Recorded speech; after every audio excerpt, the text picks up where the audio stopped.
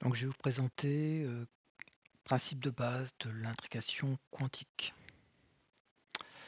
Alors on va partir du principe que, alors je vais faire une analogie, vous avez un constructeur de bateaux qui produit deux bateaux et chaque bateau va partir dans une direction. Les deux bateaux sont strictement identiques.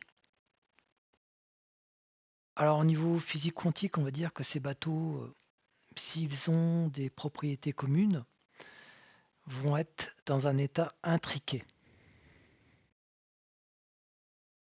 Ces bateaux, ils vont être à une distance quelconque, ils vont être soumis à différents états. Peut-être que le vent va le faire incliner, ou les vagues, et en fait, comme ils sont dans un état intriqué, eh bien, ce qui va se passer sur l'un des bateaux va euh, immédiatement se répercuter sur l'autre bateau. Là, imaginons aussi, par exemple, sur l'un des bateaux, vous avez un drapeau qui est hissé, un drapeau rouge. Eh bien, ce drapeau rouge apparaîtra immédiatement sur l'autre bateau. Donc c'est comme si les deux bateaux formaient un seul bateau, mais nous en voyons deux distincts. Et ça va fonctionner sur des distances théoriquement infinies. Alors en physique quantique, on va plutôt parler d'ondes, d'oscillations, on va parler de photons, notamment ce qu'on appelle la polarisation du photon.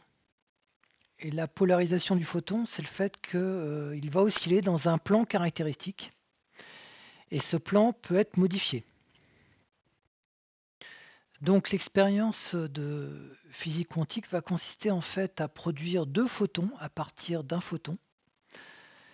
Et ces deux photons vont être dans un état dit intriqué. Et on va pouvoir agir sur la polarisation d'un des photons et constater que cette polarisation, donc cet axe d'oscillation, qui va être par exemple vertical, horizontal, va immédiatement être répercuté sur l'autre photon.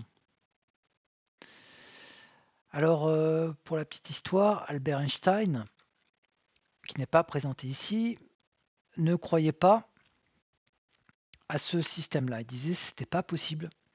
Il doit y avoir des variables cachées, des paramètres cachés, c'est-à-dire que l'état, en réalité, on croit que l'état oscille, mais en fait, il est prédéfini à l'intérieur de la particule.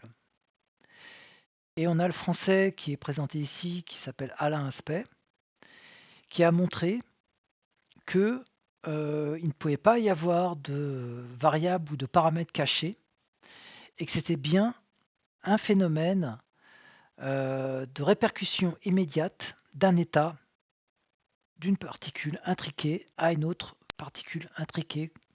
Et ces particules intriquées forment donc un tout cohérent. Et il a eu le prix Nobel pour ça.